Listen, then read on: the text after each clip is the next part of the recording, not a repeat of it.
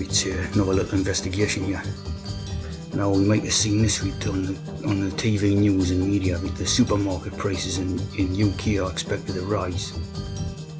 Yeah, due to all these things, and it's got obviously a list of reasons and all this.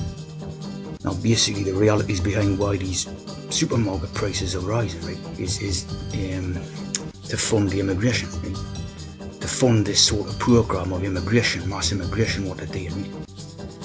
And the taxes are going up as well, right? And this is again, it's they come up with obviously excuses about Iran war and all this stuff, right? But it's basically to fund the immigration, subsidise the immigration, right? Now we see the 1948 British Nationality Act, right? Now this is basically the major reason why people from all over the world can come into Britain and apply for citizenship, right? It's this. It's changed all the things, right, and allowed the ones from the so-called Commonwealth to come in, right, and apply for British citizenship. And this is basically the biggest problem, right? This is the problem in a nutshell, right? And as you see here, the Act announces a new legal status, citizen of the United Kingdom and colonies, cock, right? So you can see how this is basically a joke, right? It's an in-joke what they've done against the native British, right? And as you see this one here, right? Unconstitutional and granted 800 million Commonwealth subjects automatic right to live and work in the United Kingdom. Right? So this is, this act is the problem in a nutshell, right? And then there was a later amendment to it, Nationality Act 1981. Which obviously exacerbated the problem, make it even easier for anyone, from all over the world to just turn up in Britain and apply for citizenship, right? And as you see here, this Commonwealth, supposed Commonwealth, right? The latest countries to join are Gabon and Togo, which become members in 2022, right? So, they don't even have to be, even if you take this British Empire thing as if it's true, right? These countries don't even have to have been in the British Empire in order to turn up on the British shores and apply for citizenship, right? You see, membership of modern Commonwealth does not depend on formally being part of the British Empire.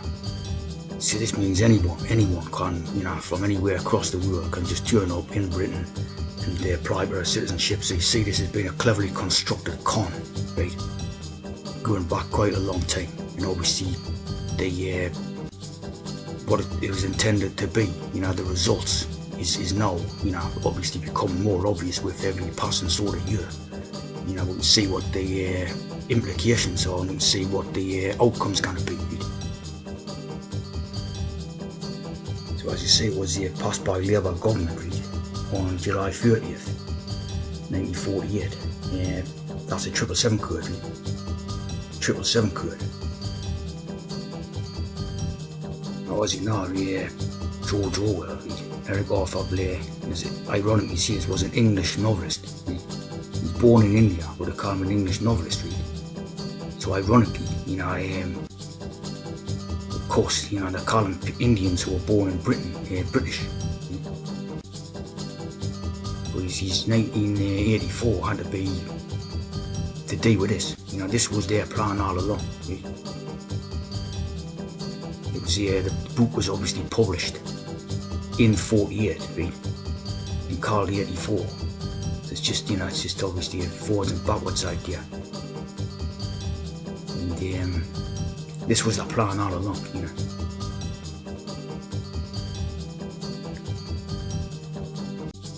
So obviously Tony Blair, they're continuing the sort of joke type of thing, open borders, right? And supposedly for workers from Eastern Europe, which is again E33, right? And then obviously what happened later on was, all the ones from Africa, India and all that started coming in. So it was always planned out,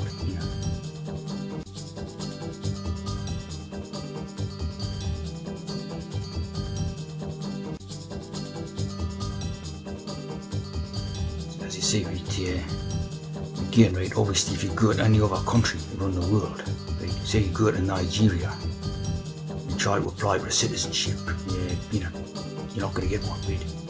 Gabon, you're not going to get one, This is all being done specifically in these European countries, but more than any in Britain, right?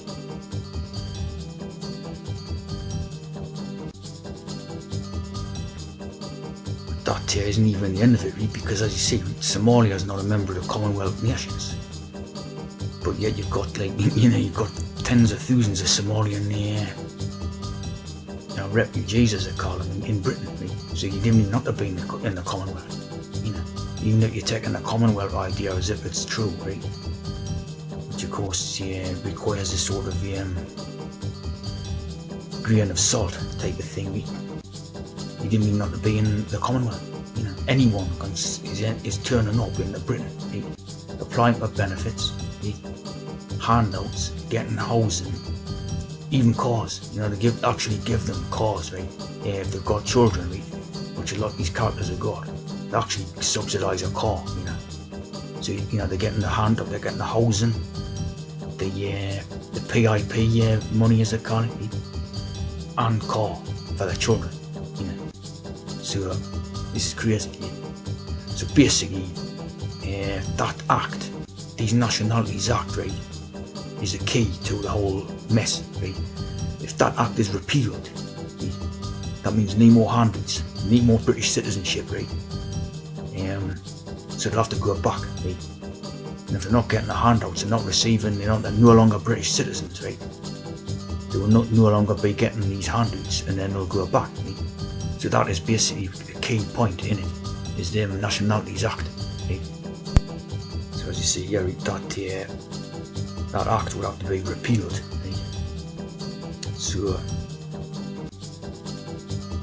we would obviously have to have a political party who is prepared to repeal the act, right? And obviously that's not going to be Labour Party, and it's not going to be a Reform Party, and it's not going to be any of them Tory Party and any of these normal parties, right? But as you see, it can be repealed, right? And it can be repealed, which means that the citizenships will be revoked back. So as you see, it can be done. There is, the machinations in place, right, to actually repeal that bill, right? But obviously it will require people who wanted to do it.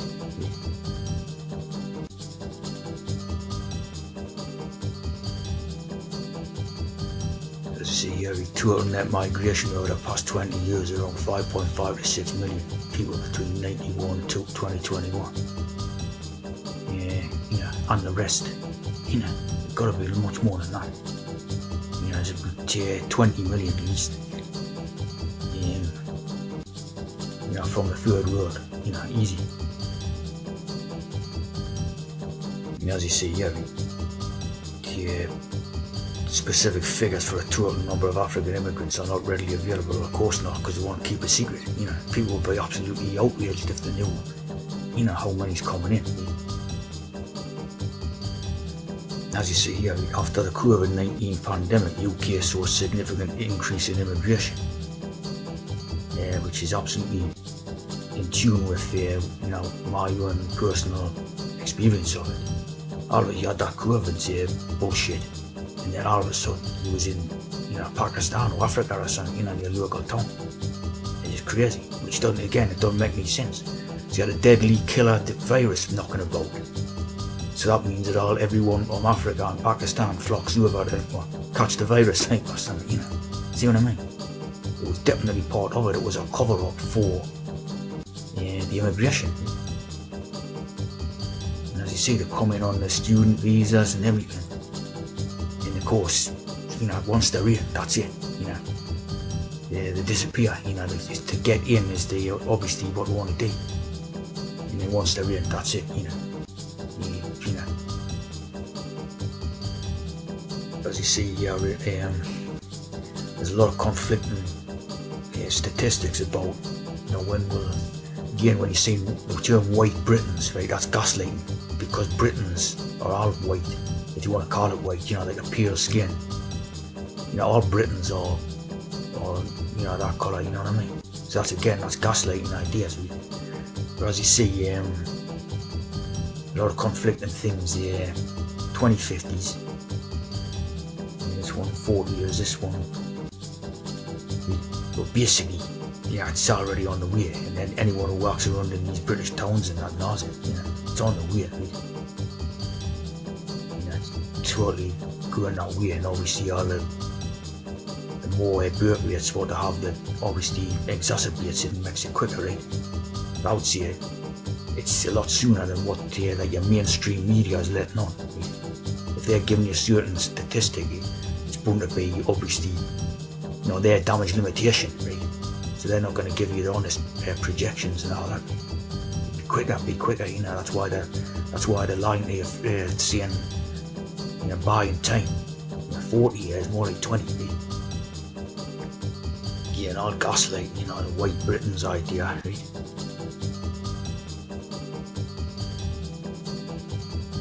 And you see 777 code there.